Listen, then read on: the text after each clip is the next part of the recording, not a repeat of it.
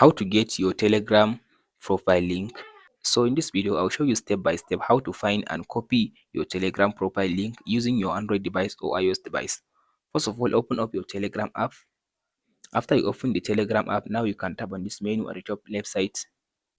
Now you can tap on your profile picture. So in this session now, you can tap and hold on your username to copy the username.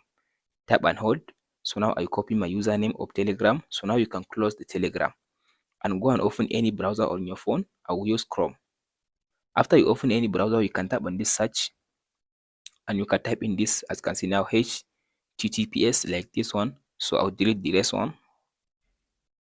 As you can see now, after you type this HTTPS slash, as can column slash slash, then you can type t.me, then forward slash, then you can type, as you can see now, username. Now you can paste in your username. After you paste in your username like this, now you can come and remove this at icon.